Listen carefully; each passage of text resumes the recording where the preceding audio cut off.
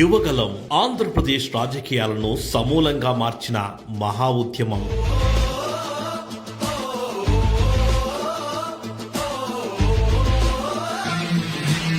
అధికార మదం తలకెక్కిన వైసీపీ ప్రభుత్వాన్ని గద్దెదించిన ప్రభంజనం.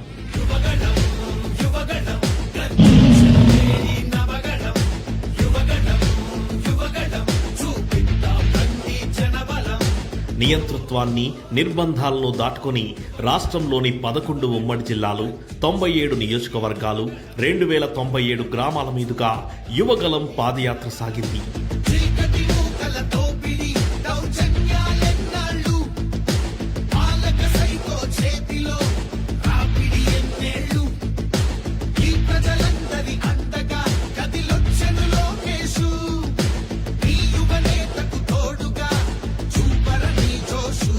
ఇది సాధారణ పాదయాత్ర కాదు, ఒక యువ నాయకుడు ప్రజానాయకుడిగా మారిన ప్రయాణం.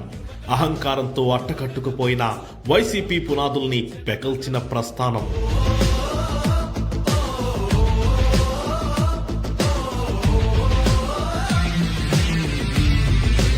ఆంధ్రప్రదేశ్ యువత సమస్యలను గొంతెత్తి చాటడానికి, వారికి భవిష్యత్తుపై భరోసా ఇవ్వడానికి నారా లోకేష్ 2023 జనవరి 27న యువగలం పాదయాత్రకి శ్రీకారం చుట్టారు.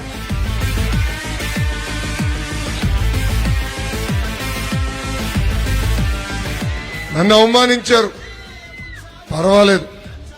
ఎప్పుడు బయటికి రాని మా తల్లిని అవమానించారు. ఆ 2 ఘటనలే ఈ రోజు లోకేష్ లో కసి పెంచింది.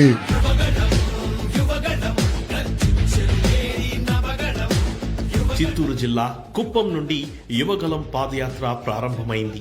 70కి పైగా బహిరంగ సభలు, 150కి పైగా ముఖాముఖి సమావేశాలు,